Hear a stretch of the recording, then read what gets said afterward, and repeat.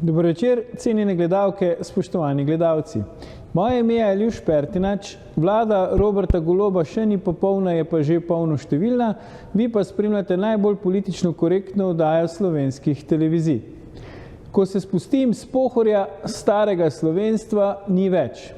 Tako pravi starosta slovenskega PR-ja Božidar Novak. In dodaja, da slovenščino najdeš zgolj še v knjigah in v getih. No, vsaj pri nas bo slovenščina zmeraj. Sedaj pa se lotimo 121. oddaje legendarne 6. sezone Faktorja na TV3. Resnica boli, komentarji še bolj. Danes bomo za vas komentirali ljudska vstaja, kaj pomenijo pomladni protesti proti vladi. 3. maja bo sledil ponovni, že 4. protestni in protivladni shod upokojencev. Kaj pomenijo pomladni protesti proti vladi, nam bosta povedala naša posebna gosta, predstavnika civilne iniciative Glas upokojencev, Pavel Rupar in Andrej Peterle. Pavel, Andrej, toplo pozdravljena ponovno v Faktorju. Dober večer, spoštovani. Dober večer. Pavel, predno začnemo, danes tvoja soproga praznuje rojstni dan, tako da evo, vse najboljše še v imenu oddaje Faktor. Verjamem, da nas gleda. Gleda. Zdaj, kar nekajkrat smo se že srečali v oddaji, ponavadi zmerom preden ali pa po kakšnem vašem protestnem shodu, zdaj je napovedan že 4. za 3. maja, če se ne motim, ne? Ja. Pa me zdaj zanima, kaj se je recimo od takrat spremenilo, ko smo se nazadnje srečali v oddaji? Ja, pa se moram kar pohvaliti, no, kar nekaj je novega. Danes smo končno doživeli datum za začetek zbiranja podpisa za zakon, ki smo ga vložili na drugem protestnem shodu. To je zakon o povišanju pokojnin.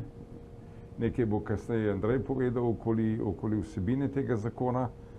Sprejel me je predsednik vlade, kar je za nas zelo velik uspeh. Na koncu to pomeni, da smo slišani in da se je mogoče nekomu zazdelo, da je prav, da se pogovarja in da nas upošteva. No, seveda vmes smo delali zelo veliko, tudi na področju vse države. Ustanovljeno je nekaj teh regionalnih oziroma pokrajinskih odborov, koordinacij, pa tudi občinskih odborov. Jutri bo en tak Andrej, pomagaj mi, v Polzeli. Savinska. Ja, v Polzeli. Pričakujemo veliko ljudi, veliko je za povedati, za sporočiti jim. Dobili smo 3000 člana v roku enega meseca za društvo 1. oktober, kar je tudi zelo velik uspeh. Torej, skratka, lahko rečemo, da nas ljudje slišijo, poslušajo, nam sledijo, nas podpirajo, nam je pa to seveda obveza in naloga, da delamo za njih, zato da bo nam nekoč malo bolje, kot nam je. Zdaj ste pa bili tudi pri predsedniku vlade, če vem prav, ki vam je tudi dal nekaj obljub, ne? S predsednikom vlade sva se srečala, jaz bom rekel, ponevedoma v državnem zboru, ko smo šli na inštrukcije za zbiranje podpisov. Sva si dala roko, me je povabil na kavo. Sestanek je bil bolj spoznavnega, rekel informativnega, ali pa rekel začetek je dober, takega značaja, no nisva si ničesar obljubljala. Edino, kar je pa za nas zelo pomembno, pa je njegova beseda, da nas bodo vabili na pogovore na vlado, kot enakopravne osebe z drugimi inštitucijami, kar se tiče upokojencev, tako da bomo lahko začeli tudi nekako vplivati na zakonodajo, na pogajanja. To je bilo pa tudi vse. Povem pa, da torej nikakršnih obljub, odstopanj nič, saj z moje strani ne. Zahteve, ki smo jih dali, bomo držali, dokler ne bodo izpolnjene, kar seveda pomeni, da se je gospod Golob ne izbral, torej povabil je k sebi zelo trdega pogajalca. Jaz mislim, da bolj trmastega ne bo imel in ga ni imel.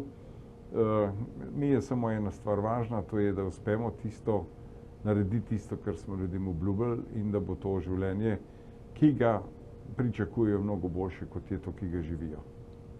Se pravi, Pavel, Andrej, ni govora o tem, da ne bi bilo pač 4. protestnega shoda? A ne, če mi bomo protestirali toliko časa, dokler nam ne bo vsaj polovica teh naših zahtev izpolnjenih. Ne? Točno tako, ja. Torej, zdaj, da bi se tam zbirali, pa pel čebelice, pa to, lejte, to je zelo lepo, luštno, domovinsko, zabavno, če želite, družba, Slovenci smo tam, res pokažemo, kaj smo za en narod, ampak seveda to je lahko samo obrobje ali pa začetek tistega, kar so naše zahteve. Od 20%, ja, mi lahko odstopamo, recimo, da so to izhodišča, da so 5,2% že dobili po redni uskladitvi, vendar pa bo življenje še slabše, napovedujejo tako, ker seveda pomeni, da moramo na teh odstotkih vztrajati. Sicer je brez veze, da se tam potem družimo. Mi smo prišli za to, v to, rekel, politično, pa če želite tudi protestno sfero, da nekaj dosežemo, ne da se zabavamo. Ste pa začeli zdaj zbirati tudi podpise, ne, za zakonodajno inicijativo za pač zakon o pokojninah. Slišim, da gre zbiranje dobro, ne, hitro vam od rok računate, da boste kar v nekaj dnevih zbrali teh 5000 potrebnih podpisov. Ja, točno tako, no. Vsaj današnji neki podatki, ki jih imamo, so zelo, zelo obetavni. Mislim, da bomo res mogoče že kaj do srede zbrali zadostno, no, tisto zadostno količino po zakonu, ampak mene je bolj pomembno, da jih je čim več, da pokažemo res Golobu in vladi, da ljudje mislijo resno in da so stiske res velike med upokojenci. No, smo pa dobili datum, sicer smo ga 3krat zakon popravljali, kabinet predsednice Državnega zbora nam ga je 3krat zavrnil in smo ga končno tretjič jim je bil v redu, ne, in potem so nam določili datum, ki je današnji dan za začetek zbiranja podpisov. In prejšnji teden smo bili so nam razložili, kako poteka zbiranje in moram se na tem mestu res zahvaliti vsem, ker so res izčrpno nam razložili, kako zadeva poteka.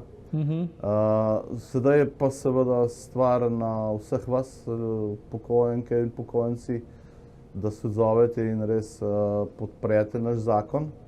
Zakon,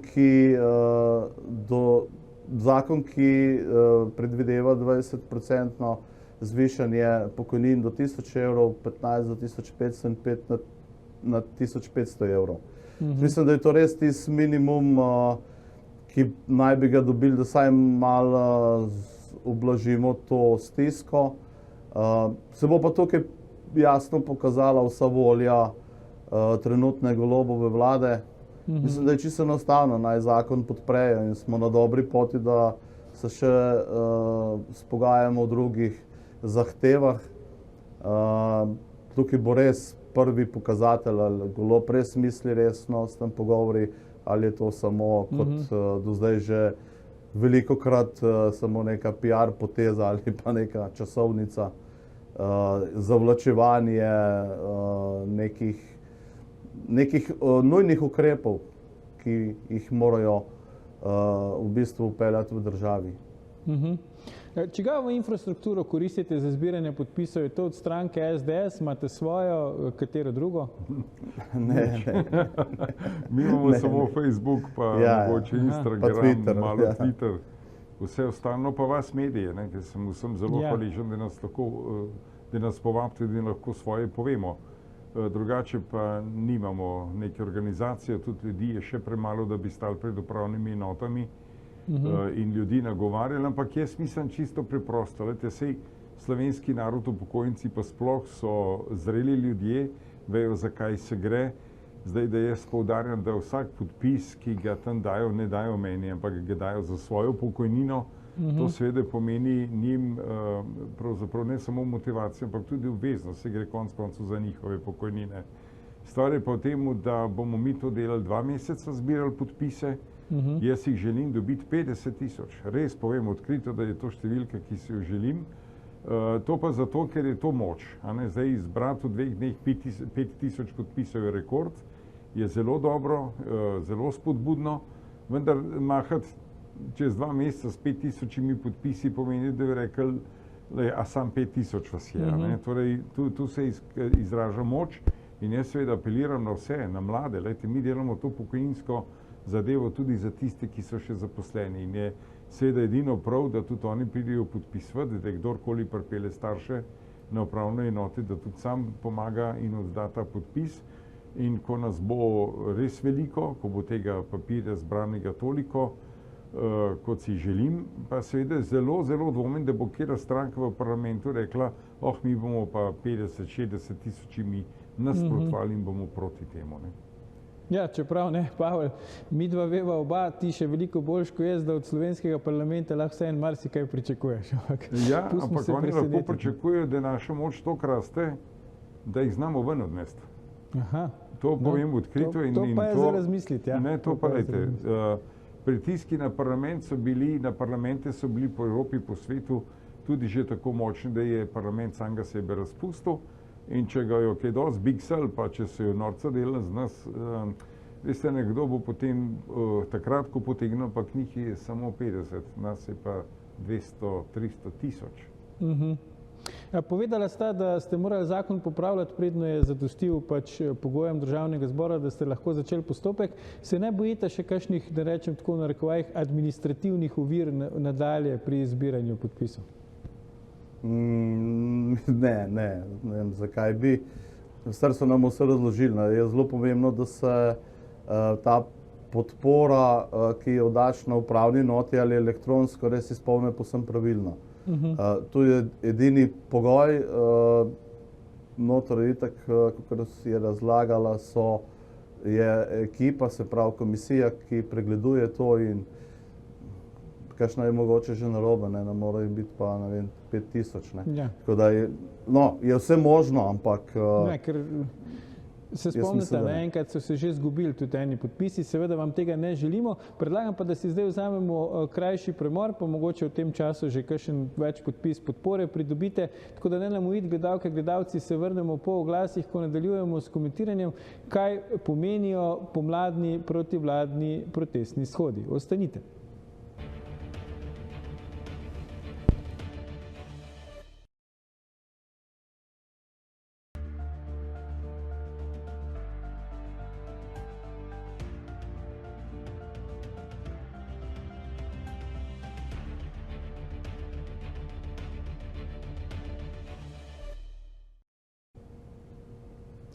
Ponovno pozdravljeni, z nami sta še vedno naša posebna gosta, predstavnika civilne iniciative Glas upokojencev, Pavel Rupar in Andrej Peterle. Pogovarjamo pa se o tem, kaj pomenijo pomladni protivladni protesti.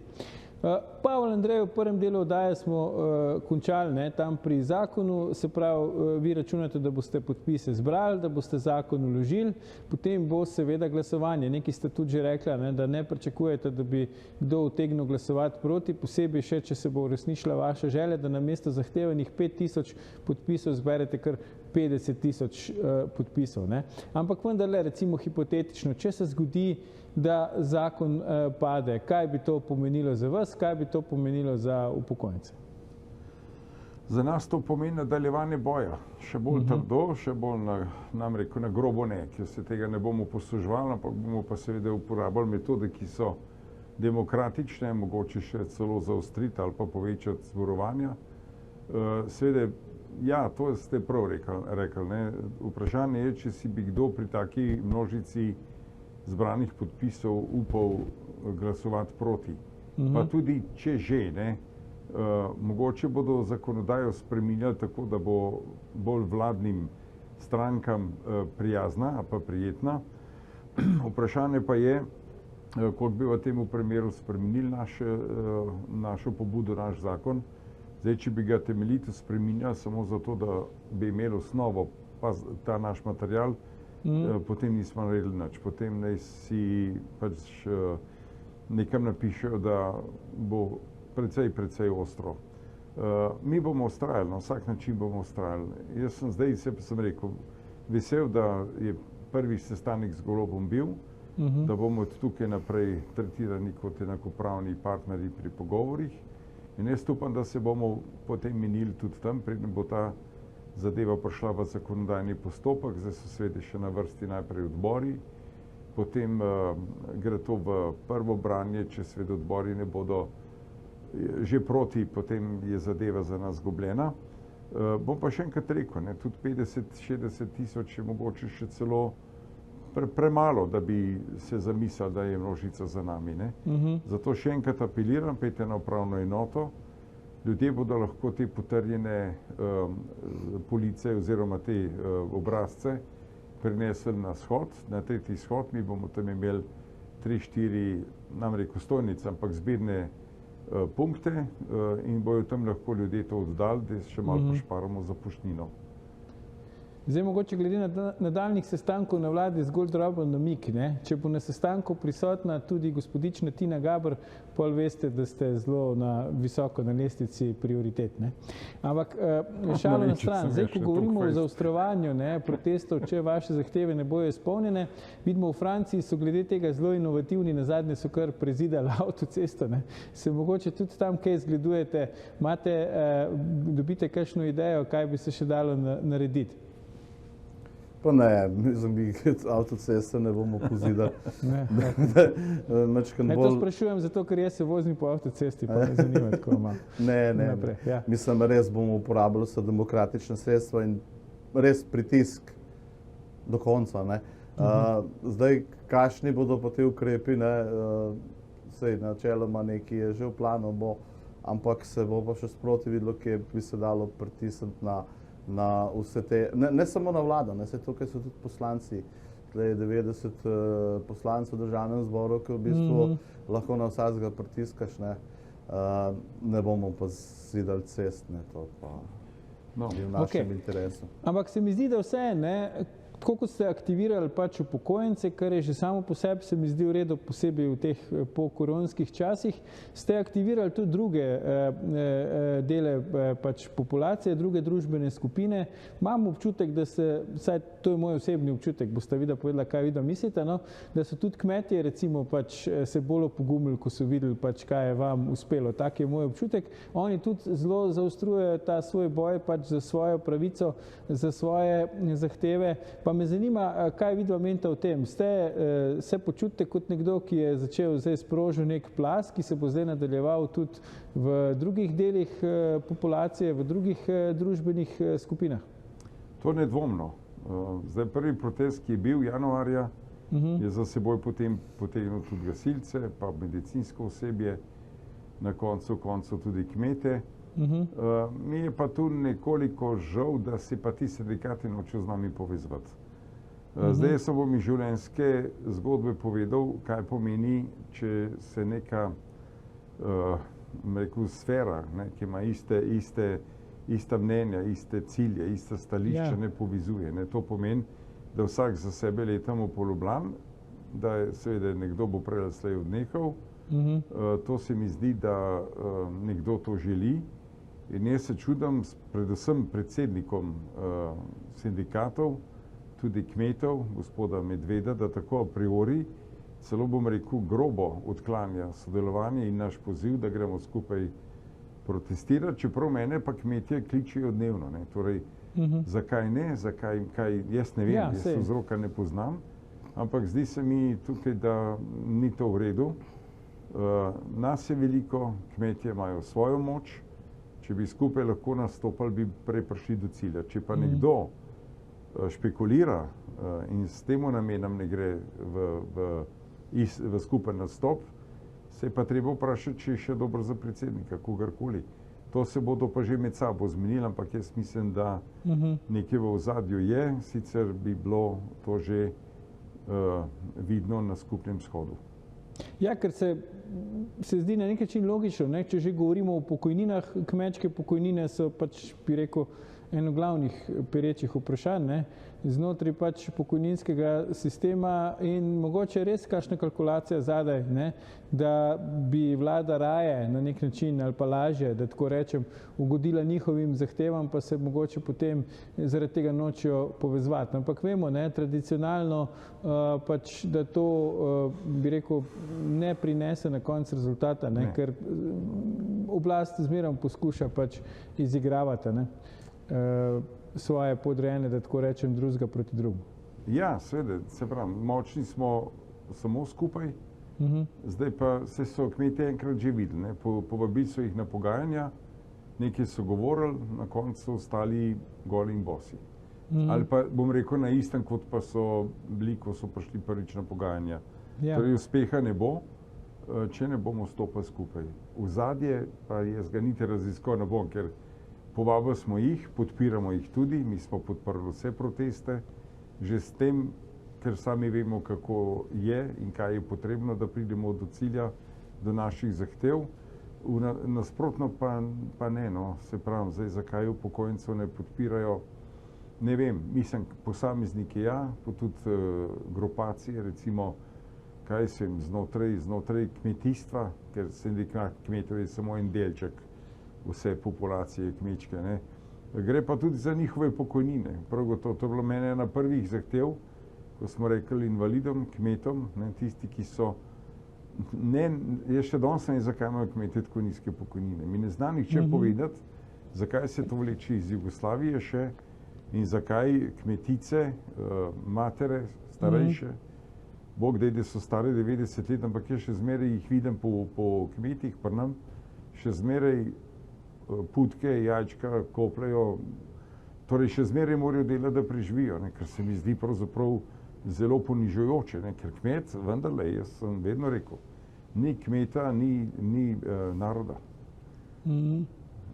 Kmet nas drži gor, ne, zakaj pa tako, pa ne vem. Kar tudi sami pravi, ne, brez kmeta ni hrane, kar je načeloma res, ampak se zdi, da današnje generacije mlajše to preprosto pozabljajo, ne, zdaj na teh podnebnih protestih že zahtevajo, da se preneha pač s kmetovanjem, ker to boje preveč onesnažuje okolje, kaj bomo sicer pol jedli, o tem danes raje ne bi, da si ne pokvarimo večera.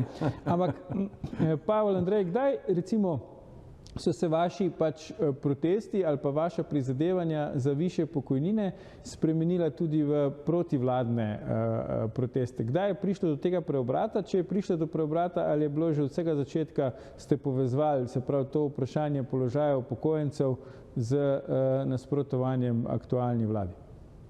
Ja, v bistvu od začetka ni bilo to v planu, ne, ampak ker smo bili totalno ignorirani z vseh vladnih strani, smo rekli, ja, zdaj pa če slišite nas, ne, bomo pa proti vam, ne, ker vendarle nek odziv pa mora biti, če je na Trgu Republike 30 000 ljudi, je to že množica, na katero se pa vendarle moraš malo obrniti in če ne drugega, saj poslušati jih, ne. In ta sama ignoranca nas je v bistvu, pa ne samo nas, ne, v bistvu vse upokojence še zdaj zelo boli, ne, ker že tako slab status, potem te pa še noben ne sliši, ne, mislim, seveda boš šel proti tistim, ki se v bistvu niti ne zanimajo zate, čisto logično. Kako si vidva recimo tolmačita te take razlike v teh ocenah udeležbe na teh vaših shodih, ne? Eno so vaše številke, potem so neke številke, ki krožijo v medijih, pa spet policija da neke tretje številke.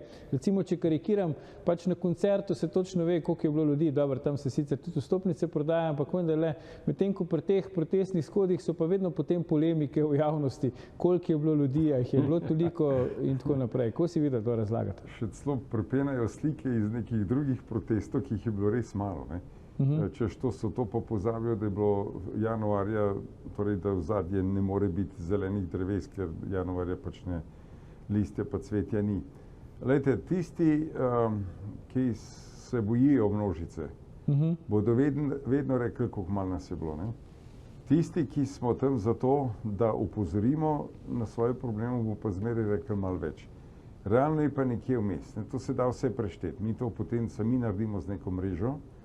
Zdaj vzadnjo smo brez tisti, ki so bili levo in desno na stopnicah, našteli 32 000 ljudi, ne, zdaj smo pa šteli še po nekaj tisoč teh, ki so ob tem spomeniku, eno veja, kaj je to, pa tam pri Maxi Marketu, ne, smo prišli do zelo realne slike, a ne. Zdaj na protestu niso samo tisti, ki so pred tribuno. Jaz sem bil zdaj na tretjem zelo presenečen, prijetno in sem bil zelo vesel, ne. Jaz sem že pol govora od jodlov, no, so ljudje iz tega protestnega pohoda še kar prihajali na trg. Ne. In pa sem večkrat vprašal tudi Andreja Gosnika, a to jaz vidim prav toliko ljudi, a sem v nebesih, a jaz to sanjam. Ja, se ustrašil, da v krogu hodijo. Je bila ta ocena zelo hitro potem dokaj realna. Ne. Tisti, ki pa se nas bojijo, ne, tisti bo pa zmeraj rekel, da nas je bilo pa tam nekaj. Ne. Isto se bo zgodilo s podpisi zdaj za ta zakon. Ne. Če jih bomo mi 5000 oddali, bojo rekli, ma vseh nič ni. Ne. To ni vredno, da se pogajamo. Če nas bo 100 000, ga ni, da nas ne bi upošteval. Ga ni. Ja. Je pa vendarle vse, ker ste vi organizatorji, tudi velika odgovornost, ki jo prav gotovo čutite, da tako maso ljudi pripeleš, in si pol na nek način odgovoren tudi za njih, za njihovo varnost po eni strani in po drugi strani, ker pri taki množici se lahko tudi kaj zgodi, kakšna provokacija ali pa pač neka iskra se ožge, recimo nekdo zavpije tam, porušimo parlament, zdaj si izmišljujem na pamet in pač množica se zaleti. Kako vi recimo pač imate to urejeno oziroma na kak način se s tem spopadate? Če dovoliš, Andrej. Ja, Glejte, organizacija je v bistvu trkanje na spoštovanje, na vest, na zavest. Mi zmeraj govorimo, da bodo naši shodi kulturni, da ne provociramo drugih, da ne nasedamo provokacijam drugih, da bomo tam kulturni, da bomo ponosni, da bomo Slovenci. Torej, to zaenkrat zelo zaleže, ljudje točno vejo, kakšna je naš karakter slovenskega bitja in tudi državljanov in se seveda tega držijo. Nikoli ne pričakujte, da bomo zazidali recimo vrata parlamenta, da ste mi dali prej idejo.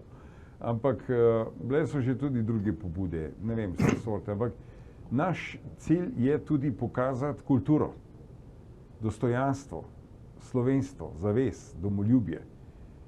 Nikoli ne boste iz našega shoda, po našem shodu, na Trgu Republike dobili eno tako smetko na tleh. Jo ne bo. Ker mi prosimo ljudi, da za sabo pospravimo, ker smo upokojenci navajeni čistega okolja, smo čisti ljudje, radi imamo čisto Slovenijo in državo in nikoli ne boste dobili smeti. Pa prinesi ljudje za pit. Potem sem zdaj videl, ker me je pa strahotno všeč. Jaz pravim, prej smo malo omenili hrano. Glejte, mi se lahko navadimo tudi na BBK, ameriško pocarijo, bom rekel, kar se hrane tiče. Ja. In iz tega naslova jaz vedno pravim, ne nosite sabo, ne vem kaj, nosite črn kruh, pa zaskodajte gor, koliko smo to včasih jedli. A veste, da to ljudje naredijo. In jaz sem tega tako vesel, ker jejo to, ne vem, torej to ni zdaj, da jejo slovensko pa domačo hrano. To je ljubezen do domovine, če hočete, v enem navadnem črnem kosu kruha. In mi se ne bomo šli nikoli nekih ustaj, nekih, ne vem kaj to, kar je bilo v preteklosti.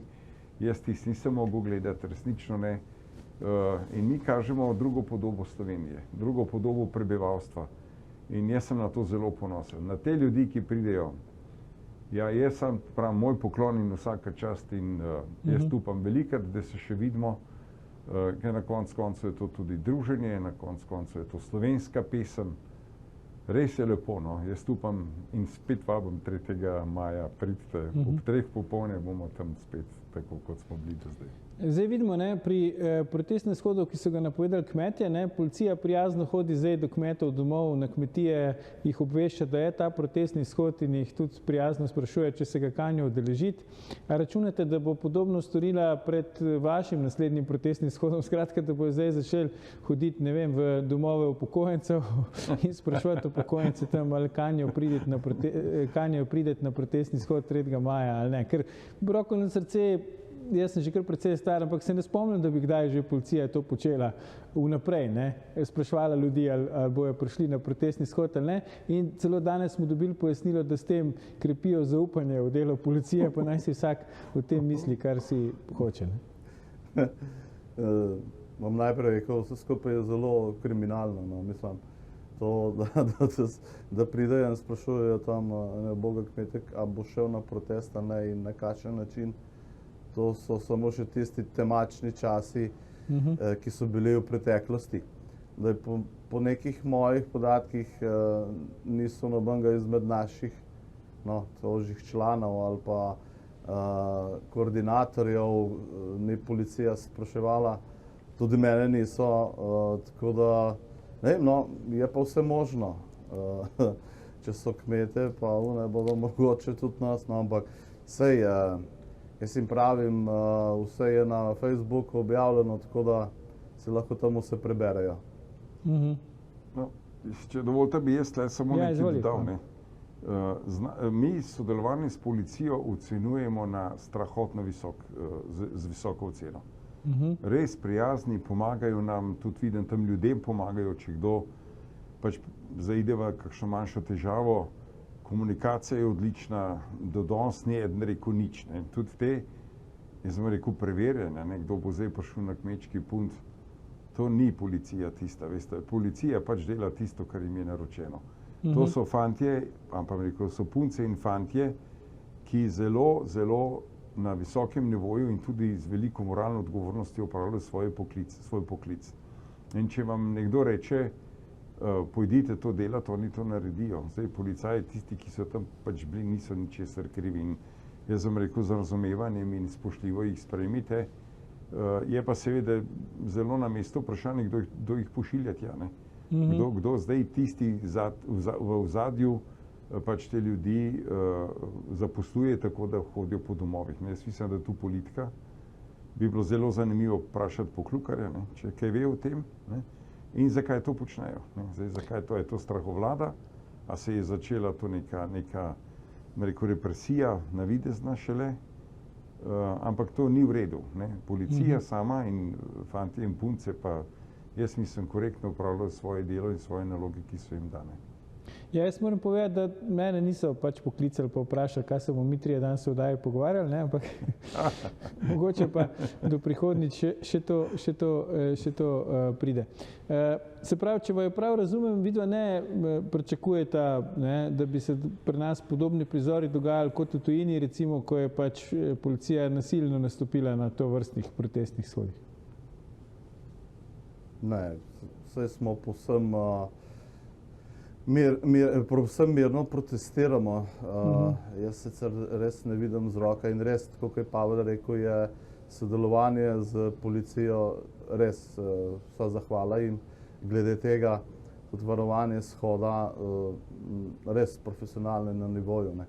Zdaj tisto, kar počnejo nekateri v političnem ozadju, je druga zadeva. Ampak dokler bo tako, kot je do zdaj, mi ljudi vendarle pozivamo, da naj bodo kulturni, naj se vzdržijo nekih provokacij, naj sicer vztrajajo pri svojih zahtevah, ampak to je tudi to, ne, in jaz res ne pričakujem nobenega takega odziva. Zdaj vidimo iz izkušenj, ne, da ta boj, da tako rečem, za sindikalne pravice, ker to, kar vi počnete, je tudi neke vrste boj za sindikalne pravice upokojencev, se nikoli ne neha, ne. Vidimo tudi pri nas sindikalni lideri, nekateri so že tam po 30 let in tako naprej na položaju. Kaj vi računate v vaši iniciativi, ne, ta osnovna skupina, ki je vse skupaj začela? Ste si rekli, evo, zdaj pa to do penzije pa še čez, ne? Ali računate, da boste zdaj v nekem relativno kratkem doglednem času pač dosegli toliko vaših zahtev, da bo izpolnjenih, da boste lahko potem se začeli ukvarjati s kakšnimi drugimi stvarmi, ker verjamem, da za to gre kar veliko časa, da je tudi veliko odrekanja in vas in vaših družin. S tem povezan pa me malo zanima, kaj razmišljate o tem, kakšno časovnico ste sami sebi recimo postavili, koliko časa še boste peljali to oziroma mislite, da boste morali te stvari peljati? Dokler ne bomo uspeli. Zdaj seveda, rekli ste pravilno, ne, smo ljudje naravnani tako, da nikoli ne odnehamo, zmeraj hočemo več. Ampak v končni fazi smo upokojenci in so skromni ljudje, oni hočejo samo imeti toliko, kolikor stane, ali pa kolikor rabijo za normalno življenje, nobenega prestiža, nobenih stvari. Res je pa, da tisti, ki so na funkcijah teh upokojenskih in tudi drugih organizacij, so pa to že toliko dolgo let, še iz Jugoslavije recimo, še postavljeni po partijskem in komunističnem nekem sistemu, pa nimajo več občutka, zakaj so tam. In zdaj ta naša svežina, ki je prišla, med narod, seveda jim daje upanje in nek nov veter v jadra, tudi tem ljudem, zato se tako množično odzivajo. Ja, seveda bomo nekoč nehali, saj ne bomo živeli večno, ne? To je prva stvar. Druga je pa tako, ne? Še ena zadeva, ki jo pa moram povedati, čisto na kratko. Veste, dokler mi tam pojemo čebelice in nas je toliko množično in se gremo tako zahteve in domoljubje, nimamo pa vpliva na spremembe zakonodaje, toliko časa bo vlada mirna in zato nas tako ignorirajo. Ko bomo pa enkrat dozoreli in bomo naredili korak naprej, šli na volitve, ko bomo imeli svoje poslance in poslanke, bodo pa seveda morali zelo računati na nas. Zato mogoče samo eno navodilo, ne?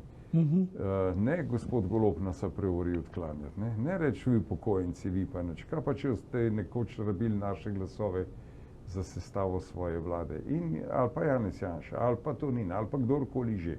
Ne nas zanemarjati, ne se kregati z nami, upoštevajte nas, nekega dne se zna zgoditi, da boste vi potrkali na naša vrata in zato jih ne zapirajte ta trenutek.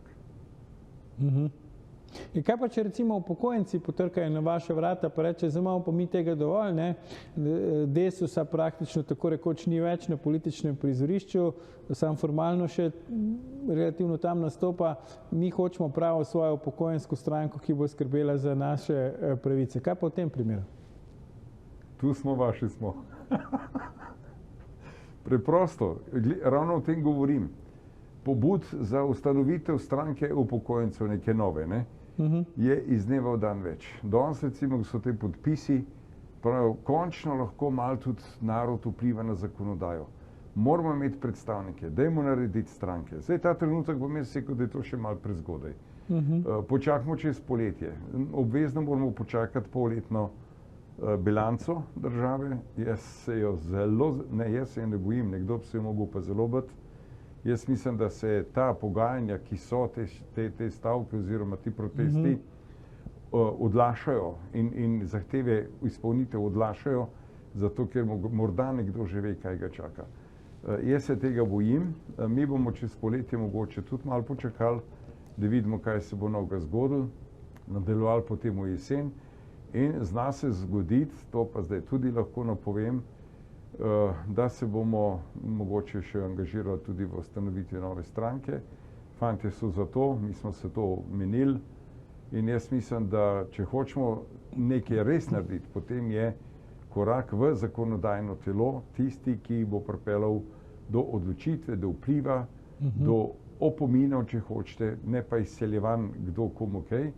Zato mene, še enkrat bom povedal, pogovori z Janezom Janšem ali pa z Golobom, če sta to osebi, ki krojita trenutno vrh slovenske politike, sploh ne zanimajo, ne drug. Zelo nas pa zanima njihov program. Ja. Tisti, ki bo imel v svojem programu več, boljš, realno in seveda tudi, pa ne samo z obljubom, ampak tudi z dejanji, dobro za upokojence, tisti bo naš partner. Če seveda ne bomo mi tako močni, pa bomo mi zbirali partnerje. No, to pa se zna tudi zgoditi. Lejte, mi ne delamo samo za upokojence, mi predvsem delamo zdaj zakonodajo za mlade, tisti, ki so zaposleni. In se bo treba tu precej angažirati.